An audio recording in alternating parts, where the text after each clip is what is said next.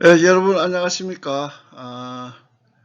이 첫째 강의를 이어서 두 번째 동영상 우리가 이제 1강 제1부 복음의 접촉기의 첫 주제가 되어지는 천주교와의 접촉을 오늘 이 시간 여러분과 함께 이 내용을 나누고자 합니다. 교재가 준비가 되어졌으면 여러분 교재를 통해서 여러분 한번 읽어보시고 이 수업을 들으신다면 여러 가지로 이해가 쉬우리라 생각이 되어집니다. 교재 아시죠? 스토리텔링 한국 교회 선교 역사. 이 책 아마 교내 그 서점에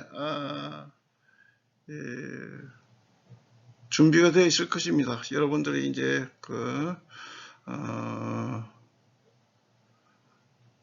구매를 하셔서 수업에 지장이 없도록 해주시면 좋겠습니다. 자, 그러면 오늘 우리 수업의 주제가 되어지는 천주교와의 접촉. 이 천주교와의 접촉은 우리가 본격적으로 우리가 다루어야 할 필요는 사실상 없지만은 그러나 그 어떤 배경 속에서 개혁교회가 우리 개신교가 한국에 들어올 때에 어떤 분위기를 우리가 파악할 수가 있고요. 한국의 종교적 토양을 우리가 충분히 이해할 수 있는 그런 어떤 설명이 되어지기 때문에 우리가 짚고 넘어가야 할 필요가 있다고 봅니다. 천주교의 접촉은 이제 근대 이전의 접촉과 그 다음에 천주교와 한반도의 본격적인 전례를 한 그래서 이제 천주교가 설립이 되어지고 또한 그 이후에 어떤 박해가 이루어지는 그 내용이 이어질 것인데요. 오늘 수업에는 근대 이전의 접촉을 통해서 우리가 먼저 살펴보려고 합니다.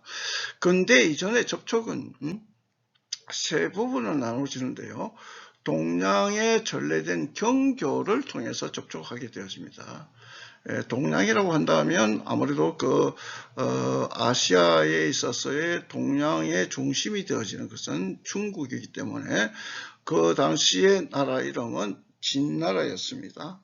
진, 그 다음에 한나라, 뭐 이런 식으로 진행되어지는 그 중국의 역사가 변모되어지는 가운데에서 이 천주교가 접촉이 되어지죠. 그 다음에 두 번째는 몽골을 통해서, 이건 몽고라고 되어 있습니다만 몽골을 통해서 접촉되어지는 천주교입니다. 그래서 아마 우리가 근접한 나라이기 때문에 몽골은 어떤 면에서 우리를 침범해서 또 여러 가지 지배했던 그런 역사가 있기 때문에 자연스럽게 천주교가 들어왔던 것으로 보였습니다. 그 다음에 이제 일본을 통해서 접촉이 되어졌는데요. 그 내용들을 오늘 우리가 살펴보려고 합니다.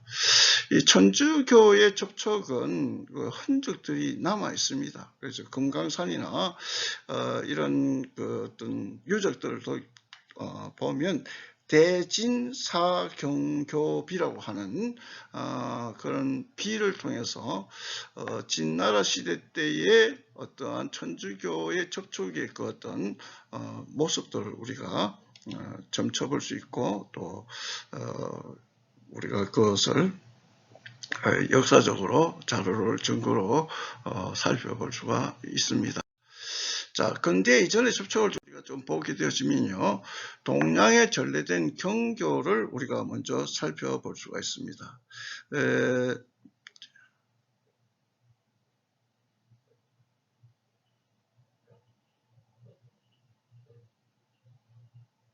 동양에 전래된 경교는 우리가 네스토리우스라고 하는 이단이 있었습니다. 이 당시에 주전 200년경이 되어지는데 그때 중국 대륙에는 진나라가 다 대륙을 통일을 했습니다. 거의 멀리 로마에까지도 그 진나라가 뻗쳐 있었기 때문에 어쨌든 그 동양, 서양 사이에 교역이 있었다는 우리가 알 수가 있고 그것이 방증이 되어집니다. 그리고 고대 동서간의 교역이 이루어질 때에 북방으로는 유라시아의 대륙 초원지대를 말하고 있고요. 그 다음에 중앙아시아 지역이 있고요. 그 다음에 유라시아 대륙 남방의 해양로를 꼽을 수가 있습니다. 여기에는 길이 닦여 있는데 그 일명 비단길이라고 하죠. 실크로드라고 합니다. 이 비단길은 한나라 때에 개척이 되었는데 그 이후에 동양과 서양이 상호 문화를 이루게 되어지죠. 그렇게 해서 교류할 수 있는 그런 아주 용이한 통로가 이루어지게 되어집니다. 중앙아시아와 서양의 종교들이 이 실크로드를 통해서 문물이 많이 중국에 전래가 되어졌습니다. 그리고 예수님의 제자 가운데 도마가 있었는데요. 도마가 시리아와 인도를 거쳐서 중국까지 진입했다고 하는 그런 전성이 남아 있습니다. 심지어는 AD 67년경에 초기 기독교의 선교 활동이 중국까지 미쳤다고 하는 그런 견해가 있기도 합니다. 물론 지나친 견해입니다만은 자 이러한 내용을 통해서 보고 그 다음에 서구에는 로마 제국 시기가 번창할 때에 그 안디옥 학파의 대학자인 콘스탄티노폴리스라고 하는 그 대주교의 네스토리우스가 어떤 그 신학의 이론을 제시하게 되어지는데 예수 그리스도의 인성과 신성을 분리해서 이중 기독론을 창출해 내었습니다. 주후 431년에 에베소 회의에서 크리스토토쿠스라고 하는 그 이단 교서를 발설하게 됨을 통해서 정죄를 받게 됩니다. 이단이 되어지고 이단 정죄를 받는 것입니다. 그리고서 그의 추종자들은 눈길을 멀리 시리아로 또는 페르시아로 동방으로 이렇게 시선을 돌리죠. 그래서 그 지역으로 옮겨서 선교의 비전을 꿈꾸고 그쪽으로 향하게 되어집니다.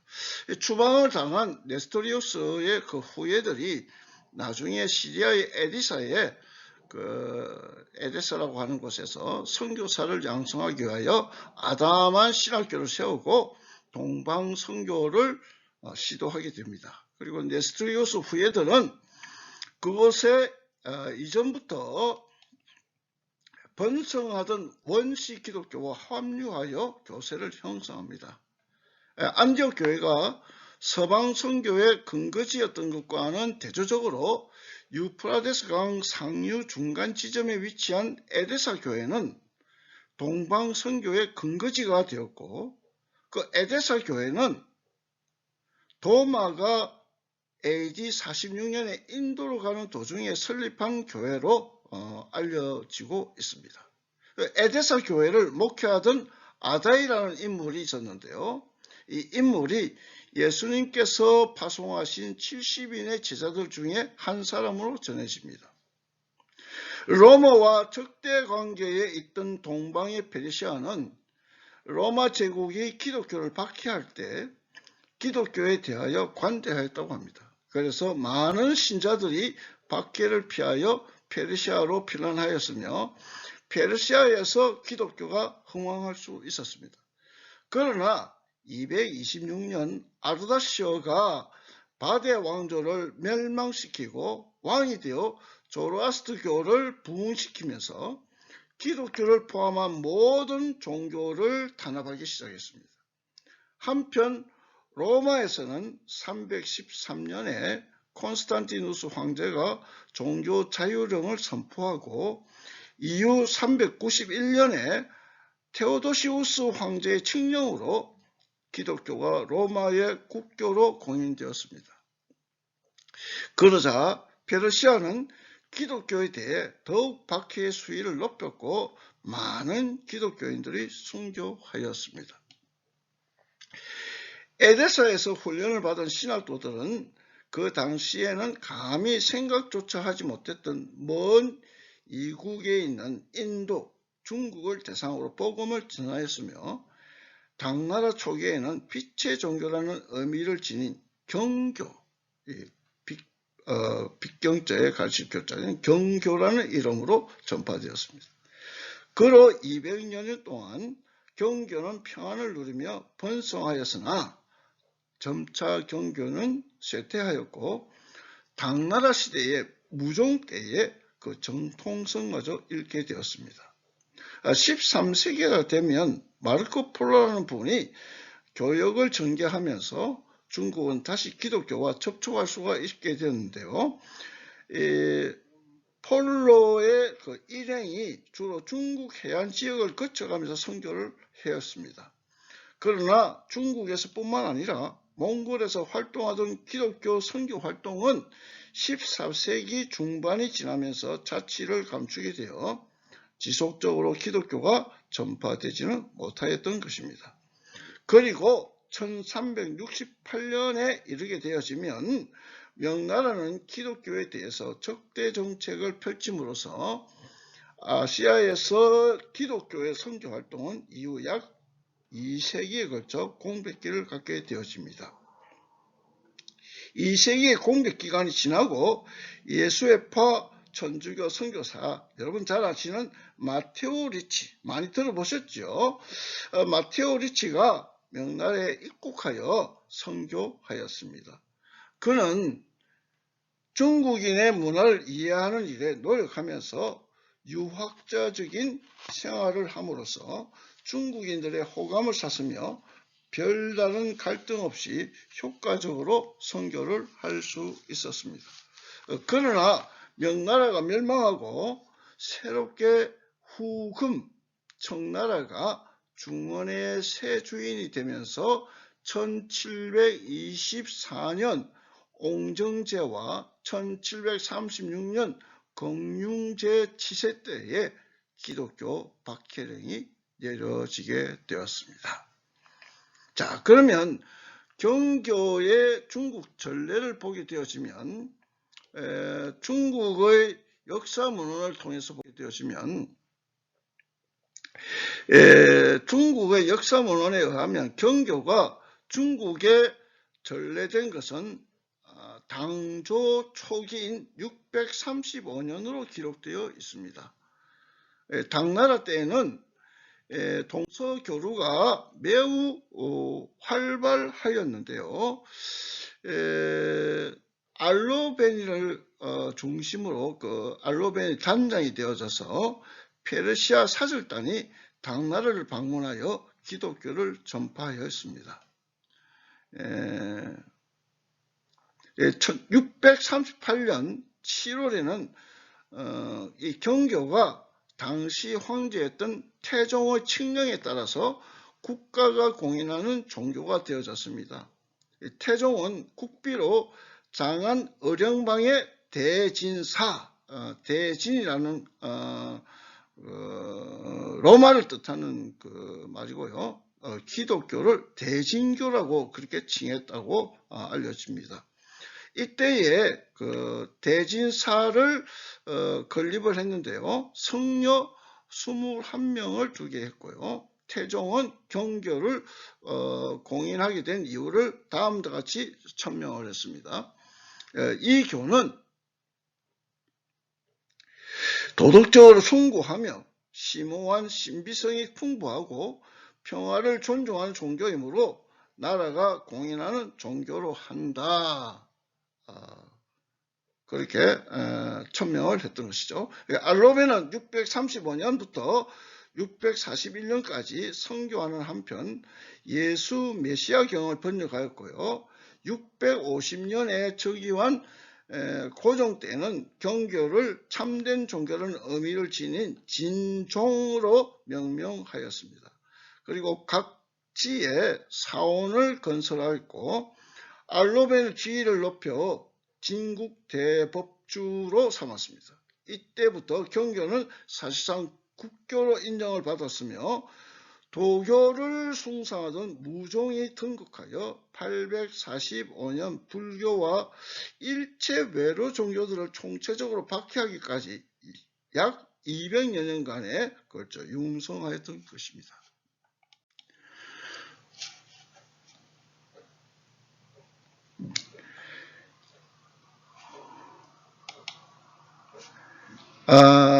그 다음에 이제 한반도 경교 전례에 대한 그 의문을 우리가 보겠는데요. 많은 한국의 기독교 사가들이 이에 대해 긍정적으로 생각한다고 봅니다. 김광수라는 분은 동방기독교사라는 책에서 경교의 모조비에 관하여 언급을 했고요. 조선 헌종도의 이규경이 쓴 오주연문의 한 구절에 근거해서 경교를 알고 있었다고 보게 되어집니다. 1917년 골든 여사 미세스 E.A. 골든이 금강산의 장안사에서 경교 모조비를 발견한 일이 있었습니다. 그녀에 의하면 신라시대에 경교에 관한 전설이 있고 경주 석굴암의 무인상, 11면 관음상, 이런 옷 무늬와 신발, 유리 장식 등이 페르시아의 기인항점으로 보아서 경교의 영향을 받았다고 주장을 한 것입니다. 또한 불국사의 경내에서도 발견이 된 그 돌 십자가 이런 것을 뒷받침한다고 보겠습니다. 그러나 이 돌의 십자가상의 여부는 학계에서도 논란이 분분합니다. 통일신라 이후 능묘제도에 특색이 되어 있는 호석에 부조된 12지상의 능묘 앞에 배치된 페르시아의 무인상 등이 경교의 영향을 받은 것이라고 보기도 합니다. 불교가 경교에 영향을 입어 변질되었다는 견해도 있기도 합니다. 석가모니가 가르친 불교는 개인의 구원과 해탈에 관심을 갖는 소승불교인데 석가모니 사후에 400년의 교세가 점점 약화되어 갈 무렵 인도의 북방에서는 도마가 전도한 후 기독교가 왕성해졌으므로 이에 대처하는 방안으로 중생의 구원을 가르치는 대승불교가 생겼다고 합니다. 그리하여 교조의 정기를 예수님의 정기와 유사하게 만들었으며 184년에 소승불교와 대승불교가 분리되었다고 합니다. 우리나라에 들어온 불교는 기독교의 영향을 받은 종교로 알려졌는데 아미타불, 미륵불, 대일열애가 곧 예수 그리스도이며 특히 관세음 보살은 예수와 성모 마리아와 온하고 자비로운 형상에서 본뜬 것이라고 합니다. 삼국시대의 불교는 일본에서 전파되어 일본에서의 불교 사상 형성에 크게 공헌하였으며 이때의 기독교적 형태가 함께 전달된 것으로 추정을 합니다. 그러나 우리나라에 전래된 불교가 과연 기독교의 영향을 받았느냐 하는 점에 있어서는 논란이 있으며 학계에서 크게 호응을 받지는 못하였습니다. 신라가 경교와 어떤 형태를 통해서든지 접촉이 있었다고 하는 사실만은 나름대로 일리가 있는 것으로 생각이 되어집니다. 그리고 한국인의 종교적 심성, 어느 모퉁이의 미묘한 흔적으로 남아 있을지도 모르는 것이죠. 자, 이제는 그 마테오 리치의 묘, 그 다음에 난산자루 교당, 지금은 이제 현대화되어져 있는 모습입니다만은, 그 다음에 천주시리, 그다음에 성모자, 그 다음에 천주시리 원본이 여기에 나타나고 있습니다. 보시기 바랍니다.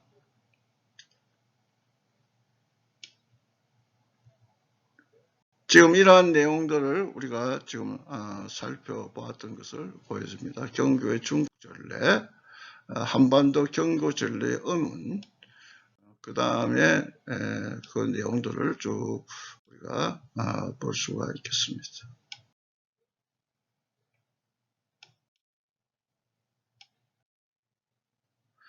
자, 그러면 이제 몽골을 통하여 접촉된 천주교를 보겠습니다. 이전에 그 진부터 시작해서 한, 명, 뭐 이렇게 쭉 내려오는 역사들을 여러분 교재를 통해서 한번 쭉 읽어보시면 충분히 이해가 될 것으로 보여집니다. 자, 몽골을 통하여 접촉된 천주교. 몽고 하면 생각나는 분이 있죠. 징기스칸 1162년부터 1227년 몽골을 건국하고 세계 제패의 여세를 몰아서 근동 중동의 회교도 국가들을 침공할 때 서구의 로마 천주교와 기독교 국가들은 몽고에 대해서 우호적이었다. 그렇게 볼 수 있습니다. 이는 십자군을 10여 차례 파견하고도 회복에 염두를 내지 못한 그 성지 팔레스타인을 몽고군이 쉽게 점령하고 기독교인이 자유롭게 순례할 수 있도록 배려해준 종교 정책 때문이었다고 볼 수가 있겠습니다.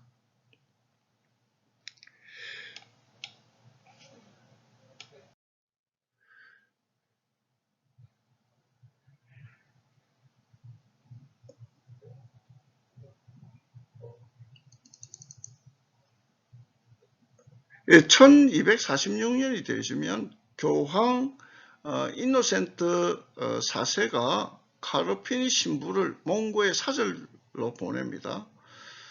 이 파송받은 신부가 나중에 그 교황의 의도대로 그 징기스칸의 후예를 개종시키는데 목적을 두고 파송받았습니다. 그런데 열매를 거두지는 못했죠. 그 이후에도 계속해서 루브르크를 파송하여 선교를 시작했습니다. 루브르크는 비록 선교를 실현하지는 못하였으나 한국을 처음 세계에 소개해서 국호 표기를 코레아로 남기는 한 사람으로 기억됩니다. 그는 압록강까지 왔다가 보고 들은 바를 교황청에 써보낸 편지 가운데 고려를 언급한 적이 있었습니다.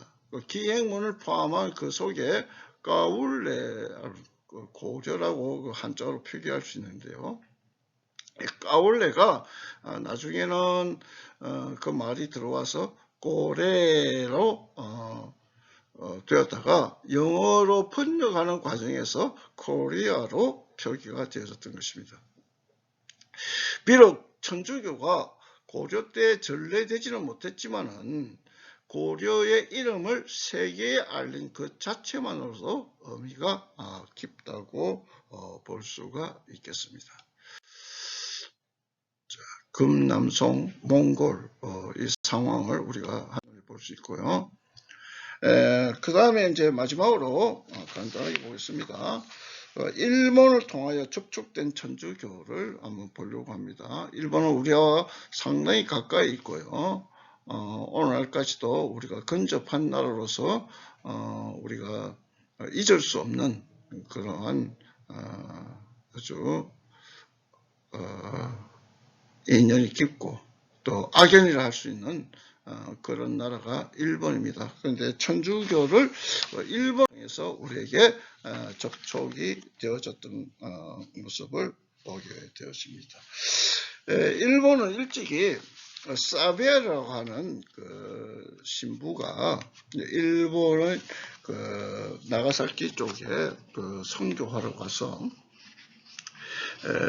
일본의 수많은 순교자들을 통해서 피를 뿌리고 선교가 되어졌습니다. 이 사베르는 예수의 교단 출신입니다.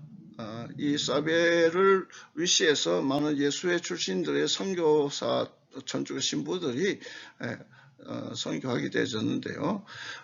우리가 세계 선교 역사에서도 1520년에 사베르라는 사람은 로욜라가 만든 제수잇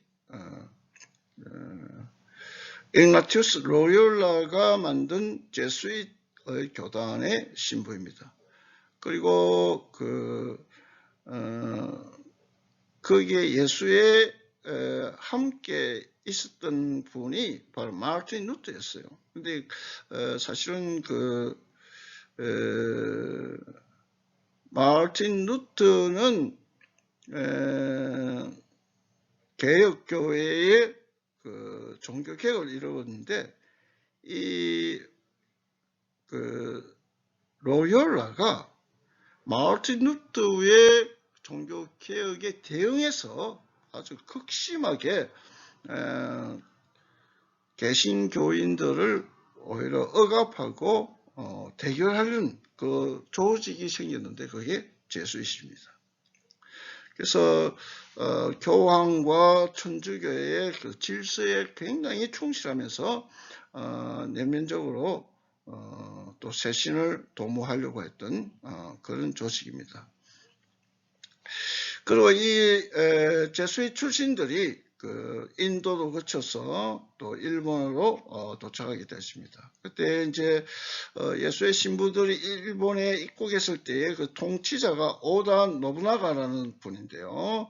이 사람의 관용 때문에 선교가 실질적으로 아주 잘 이루어질 수가 있었습니다. 이 관용책은 차기 실력자인 도요토미 히데요시의 정치체제로 그대로 반영이 되었고요. 이 도요토미 체제 속에서 조선 정략이 이루어지죠. 조선을